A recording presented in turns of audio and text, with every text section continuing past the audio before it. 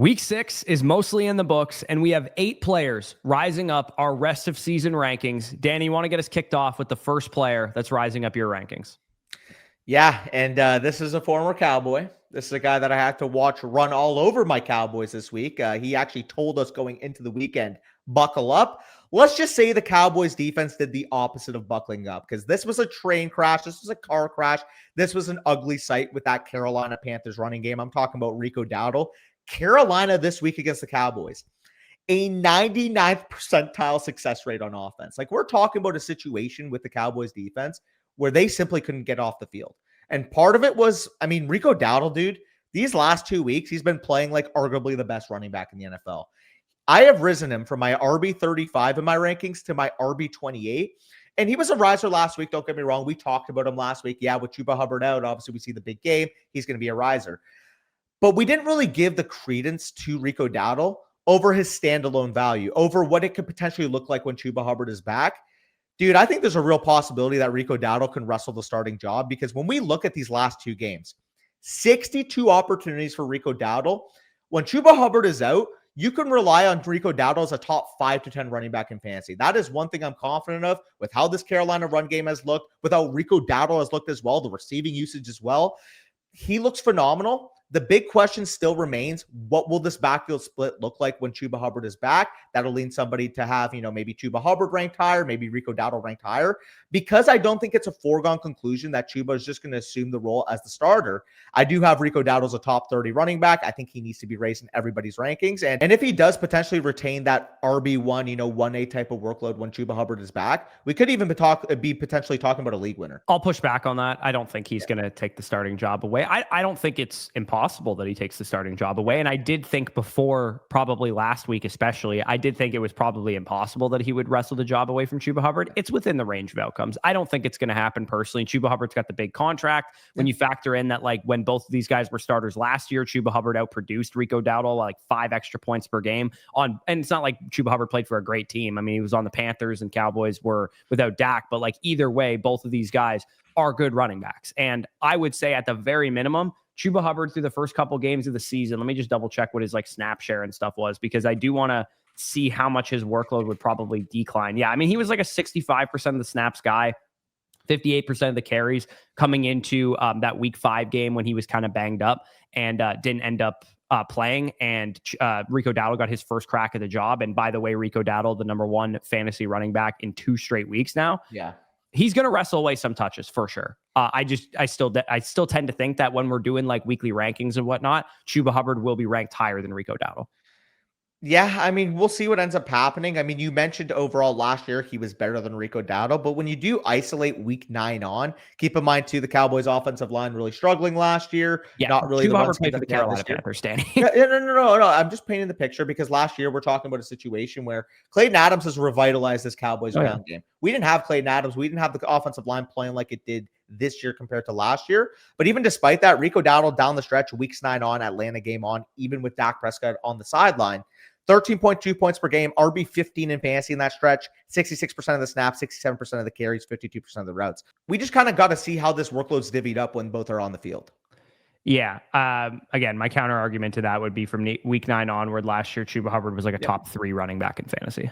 Yep. Again, different teams. I'm just pointing the picture. Without Dak Prescott, Rico Dowdle was also a starting caliber running back. He was, yeah. And that's why I think there's no way that this backfield goes back to, Chuba Hubbard last year, for example, week 9 onward, was a guy who was commanding upwards of 85% of the snaps. Like, that's not going to happen anymore. Like, Rico Dowdle's too good, too much a part of this backfield that I just do think Carolina is going to rely on their ground game. They got 2 good running backs. When one's out, the other can carry the workload and so on. So yeah, you have to value Rico Dowdle at the very least similar to the way that you value Zach Charbonnet. Yeah, I have Rico Dowdle higher. I think you have a higher upside in terms of the efficiency. And of course, like I've said, 27 and 35 opportunities in back-to-back games. Like, as good as the workload was for Zach Charbonnet, we're talking about with Rico Dowdle, the best workload in the NFL these last 2 weeks. Yeah, I have him higher than Charbonnet, to be clear. I have him as my RB31 rest of the season, but they're within the same tier of each other. And there's upside guys within that tier, like your Trevion Hendersons, your Woody Marks of the world. But if you just need a solidified guy who can be a starter in a pinch, I think Rico Dowdle definitely makes sense for that. And like I said, there's nothing you can argue about Rico Dowdle's efficiency. I have not seen a running back play that well in a long time. Like, that was a absolute masterclass. 200 plus scrimmage yards and back-to-back games is insane. Yeah, I mean, we're talking about 8.96 and 6.1 yards per carry in back-to-back weeks. And the craziest part of that 6.1 yards per carry against the Cowboys, again, 30 carries, 183 rushing yards. It wasn't like he had like a 70-yard rush that was buoying that production. No, like the Carolina Panthers this week had 14 runs of 7+ yards. Shout out that stat. That was from Josh Norris. 14 runs of 7+ yards. For reference on the other end, by the way, giving credence to the Carolina defense, no run for the Cowboys went for over 7 yards. So if you want to look going forward as well about teams playing against this weak Carolina Panthers run defense, Carolina's run defense the last 2 weeks has looked really good. Yeah, well, and that was kind of the expectation when Debro was back from injury and stuff. But yeah, the Cowboys were 32nd in adjusted fantasy points allowed to the running back position coming into the week, and they are still 32nd in adjusted fantasy points allowed to the running back position. So they are the cupcake matchup of all cupcake matchups, and welcome to Bill Week this week and next week when they play the Dallas Cowboys. So my number one riser here is Kimani Vidal. And shout out to me for being a ball knower, because on the waiver video, a lot of people were discussing, is it Hassan Haskins? Is it Kimani Vidal? I was staunchly, it is Kimani Vidal. But I did get scared off of it in the Flock League, and I did bench Kimani Vidal, but he is up for my RB42 rest of the season to my RB30. We did get word, too, that Amari Hampton will be out more than 4 weeks. There was initial reports that he might only be out the 4 weeks originally, but now it looks like it could be upwards of 6 to 7 weeks, maybe 8 weeks. There are people saying, he'll probably be back, week 12, week 13, something like that. Too bad I started Isaiah Pacheco in the Flock League. But regardless, Kimani Vidal, 67% of the snaps, 54% of the routes, 22.8 PPR points. He always was the better running back. He looked like the better running back. But Mike Garafolo cooked me at 11 Eastern on Sunday morning and decided to make me sit him in favor of Isaiah Pacheco. But hopefully you guys did play him, because when you just look at the breakdown of all the plays, the early down work was his. The goal line work, yes, Hassan Haskins did end up getting that touch, but he did catch the touchdown in the red zone. Kimani Vidal, he was very clearly the third down back. He actually did get most of the short yardage work as well. So if you're wondering, what do I have in Kimani Vidal going forward? Well, the answer is, at the very least, over the next couple of weeks, you have a guy who you can play in bye weeks. And if not, if you're me in the Flock League and you have no other running back options behind Bijan Robinson, this might be an every week starter for the next couple of weeks. Yeah, top 20, top 25 level running back attached to a good offense. Yeah, sure, we know that the Chargers inherently will want to throw the football, but Vidal, like you said, has a 3-down skill set, has a receiving skill set, and on top of that, he handled 21 opportunities this week? Yeah, and he ended up getting pretty much everything that was important too. So that's the other thing. If they are going to, drop back and uncork it, he's going to be the one running the routes. And also shout out, because obviously you were the one on the waiver wire video this week. You were, of course, talking about Kimani Vidal. Even on the live stream, I was saying, I'm like, people were like, well, should we drop Kimani Vidal? Like, what's going on here? And I said, guys, the thesis about the pickups was always Hassan Haskins will probably get the immediate crack, but Kimani Vidal, the bet on him is over the course of Amari Hampton being out, he eventually just wrestles a starting job. And as we saw at the beginning of the game, like, it was pretty much a hot hand approach. It's just Kimani Vidal wrestled the starting opportunity because he's just so much more efficient. Like, when you have one back giving you 3 carries for 2 yards or whatever Hassan Haskins was at one point versus Kimani Vidal averaging over 6 yards per pop, the answer kind of becomes clear when you're a head coach. It's just hopefully the Seahawks start to realize that soon. Yeah, one guy averaged 6.9 yards per carry. The other averaged 2.3 yards per carry. Like, it's not a competition when one guy is that much more efficient than the other. So in Kimani Vidal, again, there's still reports, still whispers that the Chargers could potentially deal for a running back or something like that. But seeing that performance, 18 carries, 124 yards, 6.9 a pop from their backup practice squad running back, you got to feel pretty good about Kimani Vidal if you did spend $29 fab dollars on him like I did in the Flock League. So moving into Danny's number 2 riser, and I graciously gave you this guy because I was into the doc before you were, and I did steal him from you, but it's only fitting that the Ladster talks about himself reincarnated as the NFL running back. He deserves all the flowers, man. He looks the part, he runs hard, and he has been a fantasy running back one the minute he took the job over from Tyrone Tracy. And sure, initially we're like, okay, Tyrone Tracy, did he lose the job because he was hurt, or did he lose the job because Cam Skattebo was just simply playing better? And I think we kind of got our answer on Thursday night. I mean, spoiler alert, everybody and their mother going into that game was like, oh, well, the Eagles defensive line, the Giants offensive line, like this is one of the biggest mismatches we've ever seen. Cam Skattebo doesn't care about mismatches. You know what Cam Skattebo cares about? Red zone touchdowns, apparently. Running through motherfuckers in the red zone, man. 3 touchdowns, 63% of the carry share since he took over, 58% of the route share, and a 12% target share. We're talking about a full-fledged 3-down running back that is passing the eye test. I can't rank him as an RB1 because I still do have my long-term questions about this Giants offense, especially without Malik Neighbors going forward. But the vibes are there. Jackson Dart's playing well. Cam Skattebo himself is playing kind of like that early career David Montgomery type of role. I think you can rely upon him at worst as a mid-end running back too moving forward. And he's one of the 16 or 18 running backs I actually trust. Yeah, I have him ranked as RB15. I could argue give me one more week of this, and I'll put him over Derrick Henry. I'll put him over Javonte Williams, even potentially. I'll put him over Quinshon Judkins, potentially. Like he's getting close to that territory, man, because he has on in addition to like the rushing work and all that kind of stuff, he is a really good receiver. He had a great receiving profile coming out of college. So, Tyrone Tracy, I was legit worried. Hey, Tracy is back this week. He's going to take a bigger share of the workload. And that could still happen because it was Tracy's first game back. And we saw, for example, in Tennessee, in Tajay Spears' first game back, he didn't really do that much. But then this week, he actually out-snapped Tony Pollard in the game and ran a lot of the routes and whatnot. So maybe Tyrone Tracy becomes a bigger part of this backfield going forward. That's kind of why I only have him at RB15. I want to move him higher than this because I think he's produced at that level. But you got to feel very confident. If you have Cam Skattebo and you spent a 10th round dart throw on him or something like that, or a 9th round pick or something, you have a legit high end RB2 at worst on your hands right now. Yeah, 100%. Shout out Skattebo. I was full-fledged Tyrone Tracy over Skattebo this summer, and that's easily one of my biggest L's. Yeah, absolutely. Yeah, we take a lot of victory laps on these videos usually, but this is one that I wish I had a lot because then early in the offseason, like May, June area, I actually was more Skattebo over Tracy because Tracy was going a little bit earlier than he was going towards the end of the offseason. And for some reason, the buzz wasn't matching like where the ADPs were. But yeah, Cam Skattebo, I wish I drafted a lot more of him on Underdog because I only ended up like 7% and I had like 15% Tracy or something like that. More than me. I really took the stance of Tracy over Skattebo, and maybe that's the difference in our advance rates right now. Maybe. Kyren Williams has to go up the rankings as well. And here's why my tune has changed on Kyren, because generally he's still the same player he always was. He's getting a workload. He's not like the most efficient guy in the world, but he does look really solid the last couple of games. He's up in a target share percentage-wise, 10% target share plus in 3 of his last 4 games, which is really helping buoy his fantasy production.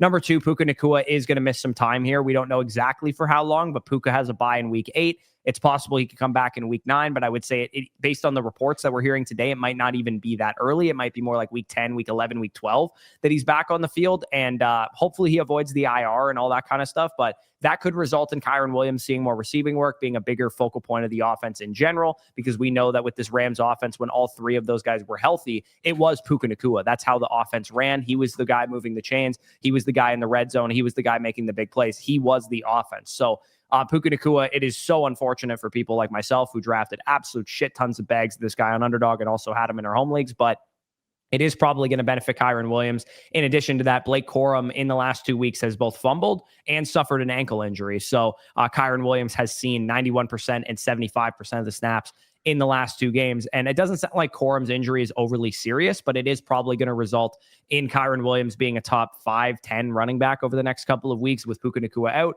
and with Blake Corum potentially banged up. So I was just on the other monitor kind of finding the updates for Puka Nacua. The last report we have from Deepak says potentially a low ankle/tendon strain. We also have reports potentially a mid-foot sprain. The expectation is, like you said, at least going to be held after the bye week, week 8. For cautious sake, we're talking about 2 weeks out and then back by week 4, because then obviously the bye would be 3 weeks. So you're looking at about a month recovery there. But if it does end up being a high ankle sprain, we do have the risk of it potentially running long to, 4 to 6 weeks. If it's a bad one, possibly 6 to 8 weeks. So hopefully for Puka's sake, it's not on the bad end of that scale and we can see him after the bye week. But regardless, though, Kyren Williams is going to have to be relied upon in the receiving game. We know what Puka Nacua is able to do, 35+% target share. Sure, Davante Adams, obviously the big quote-unquote winner of this situation where he could be like a 35+% target share guy for the time being. But Kyren will need to be relied upon in the receiving game with this. Yeah, I would say the biggest telltale sign of what we can expect out of Puka Nacua going forward is if he gets put on IR or not. Because if he doesn't get put on IR, it's a Mike Evans, CeeDee Lamb situation. He'll probably be out 3, maybe 4 weeks at most kind of thing, especially knowing that there's a bye in there. There's no risk of bringing him back on that. I think best case scenario, Puka Nacua is back on the field week 9. Worst case scenario, he's probably back on the field on IR, and they don't bring him back until like week 10, week 11, week 12. So hopefully it's just a 2 to 3 week injury for Puka Nacua, and he's able to play through it, because we saw last year when he came back from his injury, he was just as dominant as he was before. But obviously, Puka was having a truly special season that you just hate to see get derailed by an injury. Well, yeah, that's what I mean. I have it right here. Obviously, I did it in the CGL. The splits that I took are the games 50+% of the snaps, 22.3 points per game, over 11 targets per game, and a 39.1% target share. Beast, absolute beast, man. Like, it sucks. It sucks ass that he ended up getting banged up in this game. So, but biggest beneficiaries, like you said, Davante Adams and Kyren Williams. Adams a pretty obvious riser, but I already had him ranked pretty aggressively. Like, I think he was wide receiver 12 for me before this week, and now he's wide receiver 10 for me because of the Igbuka injury, kind of knocked him down a little bit. So, regardless, Davante Adams, Kyren Williams, the offense is probably going to run through those guys now going forward. Danny, who do you have? And this is probably very exciting for a lot of people to hear that this guy is finally gracing this video. And I can't lie to you, Danny. I don't have this guy ranked as high as you do. I have him about where he was before. I moved him up a little bit, but not by much, and that's Brian Thomas Jr. Yeah, in my opinion, he's so back. I mean, we're talking about this game against Seattle. He had 23 PPR points. It's been a struggle. Like, if you drafted bdge at the 1-2 turn, you haven't felt good so far. But in my opinion, this was the breakthrough game. This is what we need to see from bdge. We know the talent's still there, but he's finally starting to play up to it, because in the last 3 games, he's been at a 24% target share and a 37% share of the air yards. The main difference now is that he's just simply converting on those opportunities. On top of that, another big thing for him this week, finally getting on the score sheet. Didn't score a touchdown in his first 5 games, finally gets back on the score sheet this week. And this was a wide receiver that scored 10 touchdowns as a rookie. We know what he is on the outside, 6'2", 210 pounds, 4.3 speed. We expect this guy to score a lot of touchdowns, so it's kind of odd that this was his first touchdown scored this year. When you look at the Jaguars offense, Hunter, he's still making rookie mistakes. Parker Washington, Tim Patrick, De'Ami Brown, like, those are just buzzwords. And then, of course, with Brenton Strange being hurt, bdge is going to continue having to play this well, because, quite frankly, the Jaguars have no other option on offense right now if Hunter's going to continue to struggle. Yeah, I have him wide receiver 19. I didn't want to put him up really much higher than that, because this is really the first week where he's looked a lot better. Obviously, monster fantasy performance that we saw. Prior to this week, he was still kind of just like a 13, 14 point at best kind of performer. But like you said, if the touchdown counts, I mean, the guy would have had a monster week. Yeah. So I do definitely have to put him up. And I'll move him like, here's the internal discussion for me right now. Do I move him ahead of like Deebo Samuel, who's played outstanding right now? Do I move him ahead of, I have him and Ladd McConkey like back to back, because they're both kind of in the same boat where we expected them to be so great coming into the year, but then they weren't. And now they're starting to play better. So I don't know really how to treat either of them. Teteroa McMillan versus him, Zay Flowers versus him. Like, Flowers going to have Lamar coming back after the bye. So that's kind of the tier for me. It's just, do you prefer, like, if you wanted to put Brian Thomas at the head of that tier, I think that's totally fair. Yeah, so he is the head of that tier right now. That tier for me, Deebo, Garrett, Tet, Cortland Sutton, Jalen Waddle, Ladd McConkey, and I still have QJ in there. I'm going to give him the benefit of the doubt. Of course, he did miss this game. 2 weeks ago, he had a down game, but I mean, QJ is still averaging 17.3 points per game. So I do think he has to be, at the very minimum, him and Ladd McConkey have to be like back to back. I have them a tier apart. I have Ladd McConkey. I have Ladd McConkey at 19, and I have QJ at 28. I think there's a difference between these two guys still. You just can't do that. There's a 6 point per game difference between them right now. Like, I understand if you prefer last couple of games. Sure, but I understand if you do prefer Ladd McConkey, but you just can't write away what happened in the first 6 weeks. Like, Quentin Johnson, I'm not writing it away. It's the reason QJ still ranked where he is for me. 28 for QJ is just too low, Corey. He's averaging 17.3 points per game. Like, I'm going to tell you straight up, that's too low. I don't know, man. 28. Hamstring injuries are finicky. I'll move him up to the top of this tier, but I still stand by having Ladd McConkey a tier ahead of him because we thought he was better coming into the season, and he's producing well now. And he's averaged 6 points per game less. Like, I like Ladd. I have him one spot higher. You cannot say that there's a tier apart between them. Yeah. I mean, they're 25 and 19 for me now. Okay. All right. 20 and 21 for me. But yeah, like we said, BTJ going to be at the top of that tier. Corey, who is your third player? Yeah, Pat Mahomes, man. He's QB3 for me right now. If Lamar was still hurt, I'd probably rank him QB2. But Lamar looks like he'll come back after the bye week. Just one game this year for Patrick Mahomes without a top 6 scoring performance at the quarterback position. His favorite target returns in week 7 after his suspension. So with Mahomes, you've gotten the QB1 in fantasy, 24.8 PPR points.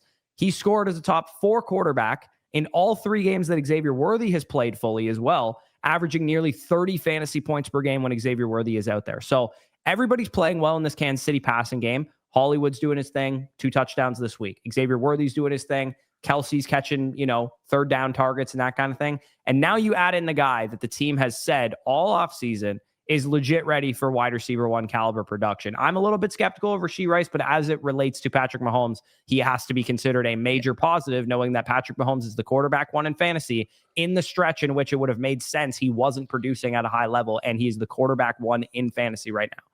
Yeah, I mean, I got to give him credence as well. We drafted him more so as a tier 2, possibly even tier 3 option, because there was a big discrepancy in ADP between Patrick Mahomes and Joe Burrow. If you recall, like Joe Burrow was a, end of the 4th, early 5th round type of guy. Patrick Mahomes, like in my home league, I got him in the 7th round. I'm sure you got him, especially. I think Avery got him in like round 8 or something in the flock league. He got him at the 901, by the way. Oh, 901. God. 901. Which maybe we should have waited a little bit more at quarterback. If I had taken Jackson Smith and Jigba where I took Lamar Jackson and Patrick Mahomes where I took Brandon Ayuk or whatever, I would be in much better shape right now. Oh, if I had taken JSN, I would have been loving myself, but I still wouldn't have any running backs. But all jokes aside, Patrick Mahomes is clearly in my top 4. I still want to see what happens with Jaden Daniels tonight, because there could be very real possibility he rushes for 70 yards, exposes that Bears defense, big high-profile game. But if you want to take him over Lamar, knowing that Lamar, he's going to miss a couple of weeks, the Ravens have their bye week, sure. If you want to take him over Jalen Hurts, he's averaging 4 points per game more than Jalen Hurts, sure. Same thing with Jaden Daniels. If you wanted to rank Patrick Mahomes as your quarterback 2 rest of the season, the tier for me right now is Allen is at 1, Lamar, Daniels, Mahomes, and Hurts are the next 4 guys after him. And then you get into like the Caleb Williams, the Prescotts, the Mays, the Mayfield. We were talking about this off camera, but Allen is the superhuman. The 2 to 5 is like the fantasy superstars. And then the 6 through 9 is the strong starters. Because after that, once you get 10 on, like Herbert, Nix, Jared Goff, etc., you're kind of at the streamer range. Yeah. I still stand by the fact that Lamar is going to be back after the bye. It sounds like there's no issues of him missing any more time except for his bye week, which everybody has. So I still have him ranked at 2. And based on the Ravens being 1-5 and having an easy schedule, I do think it's possible that we look back on this season, we go from week 8 onward, Lamar Jackson averaged 29 fantasy points a game or something like that. They're kind of almost in like Cowboys territory with how bad their defense is and how bad they're going to have to uncork it. And Lamar's going to have to put his team on his back. So that's why I think that Lamar Jackson is the single biggest trade target in all of fantasy football right now, is that you can get a superstar quarterback at a discount because of the injury and because of how bad the team is, when I think he's going to really produce. So I can't put Mahomes ahead of him yet. But if Lamar is like not back after the bye or like re-aggravates the injury or something, obviously Mahomes would go up to QB2 there. So yeah, he absolutely deserves to be on the rise. And I was a little bit stubborn with raising him before. Yeah, I think I was too. I was perfectly content having him, quarterback 5 range, but actually doing the thing and putting him into that tier with those other guys, I just simply was kind of apprehensive on. But if he's going to keep running like this too, I think that's the number one thing. 37 rushing yards per game, 0.67 rushing touchdowns per game. If you're getting over 30 rushing yards per game, along with, potentially a 30, 35 passing touchdown pace, like we're legitimately talking about Josh Allen. Yeah. And he's having like one of those vintage Mahomes years that we used to draft him as, a second round redraft pick for.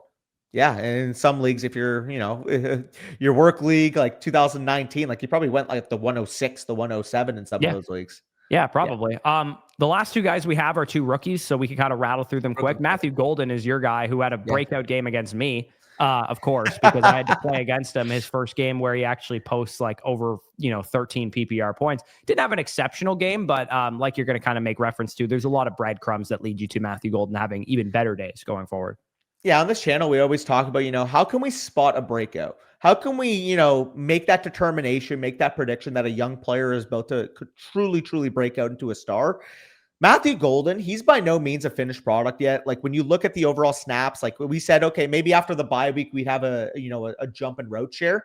He actually still only ran 68% of the routes. But the thing that gets you excited is that when he's on the field, the Packers clearly have a plan for him.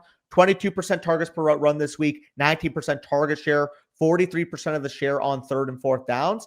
And more importantly, we're seeing the designated deep shots. We're seeing this guy, 35% air yard share in these last 2 weeks, being used and coordinated down the field. In his last 2 games as a rookie wide receiver, he has had 160 yards from scrimmage.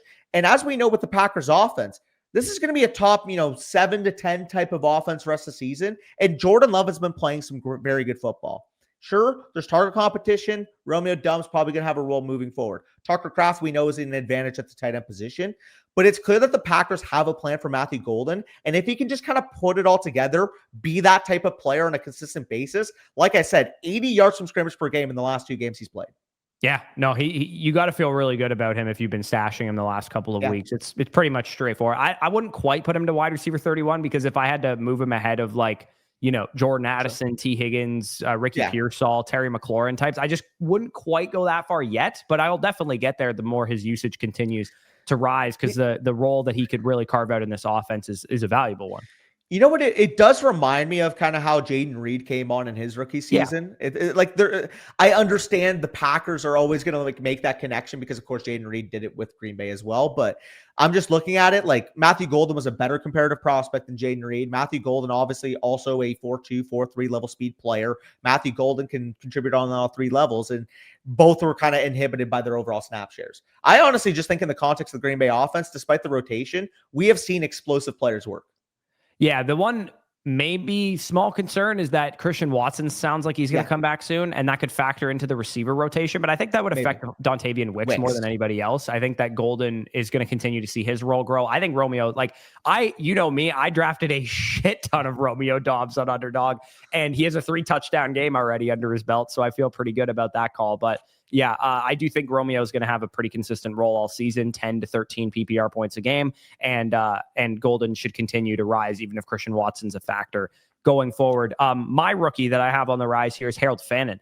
Tight end 18 for me before the week. He's now tight end 12 in my rest of season rankings. David Njoku's hurt. He suffered a knee hyperextension, thigh bruise type of issue. And as we know about David Njoku, and from the dynasty offseason, you and I definitely disagreed on David Njoku's standing over Harold Fannin. I was very much on the side of I'm buying into Harold Fannin. I don't know what's going to happen with David Njoku, but I know that Fannin was a high enough pick, a good enough prospect that he's going to make David Njoku expendable. And he is now the subject of trade discussions as well for teams that are potentially looking for tight ends. The Browns have a bye in week 9, so there's a good chance if David Njoku's banged up that they might, hold him out the next 2 games, and we might get starting tight end Harold Fannin for the next 2 games. And like I said, maybe going into the trade deadline, they actually move off of David Njoku. In week 6, 81% of the snaps, 22 snaps at the tight end position, 31 from the slot, 7 out wide, 1 from the backfield. We know this about Fannin. He can be used all over the formation. 10 targets, which was the second most on the Browns behind Jerry Jeudy, had 13.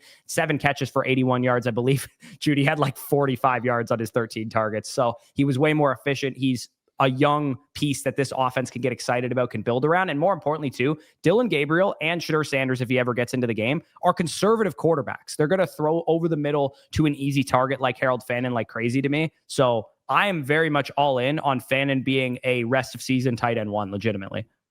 Yeah. Again, we'll end up seeing what happens, for example, if Zach Ertz has a huge game, Colson Loveland maybe breaks out this week. Like there's a couple of other tight ends in that range, but he's definitely in that conversation. I have Harold Fannin at 14. He is one of the heads of the tier with like a guy like Hunter Henry. I have Mason Taylor in this tier as well. Obviously a bad game on that game against London, but I do like his role as a top 2 weapon in the Jets moving forward as well. I do have him behind Fannin. I just wanted to give Mason Taylor some shout. Hawkinson's in that tier. Juwan Johnson, I dropped all the way down here. Like Juwan Johnson's at 18 for me. I kind of lower than that, dude. I don't know what to do with him. Like drop him. He's useless. But like, we know what he's capable of too. We know what he's capable of when Taysom Hill and Foster Moreau aren't out there. We don't know what he's Yeah. capable of when he's in a three-way timeshare at tight end. Yeah. I mean, like, I'm curious what his snaps look like this week. They dropped last week when Taysom Hill was first active. Like, I don't know. My thought process on Juwan Johnson was like, oh, it was a fun stretch of time. If you drafted him late in best ball and you got some early season production about him, you're probably happy about that. But I never ever thought that Juwan Johnson was going to be a league winner this year. Yeah, no, I don't disagree. Regardless, though, I mean, Njoku kind of dropped into that area with Juwan Johnson. But like I said, Hawkinson, Loveland, Taylor, Fannin, Hunter Henry. And then the tier right above them, I have Kelsey, Pitts, Goddard, Waller, Kincaid, and Laporta. We are spoiled at tight end this year, man. We are spoiled. Like, I'm not kidding. Like, I know there's been guys that have been, disappointing and that kind of thing, especially the early round tight ends. But like, dude, my tight end, like 20 and 21 rest of season are like Michael Mayer and Aronde Gadsden who have upside. Like, you know what I mean? Like there's guys that are legit upside pieces, whether it's rookie tight ends or second year tight ends or even just sturdy veteran guys like your Dallas Goddards, your Travis Kelce's, your Darren Wallers of the world. Like the tight end position, there's so many usable streamers right now that it just doesn't make sense to, spend up to trade for a tight end unless you're truly getting like a nice discount on like a Trey McBride or a Brock Bowers or somebody like that. So for me, Harold Fannin, think about it this way. 10 points per game, tight end 12 through your first 6 career NFL games when you were sharing the field with David Njoku and you were a raw-ass rookie coming out of Bowling Green. Like, from a dynasty perspective, holy cow, man. Like, this guy has to be valued, in my opinion, like as like a top 10 dynasty tight end right now because his profile plus what he's done through the first 6 games indicate to me that if Njoku doesn't get dealt during the season, he's absolutely played his last year in Cleveland at the very least. Yeah, 100%.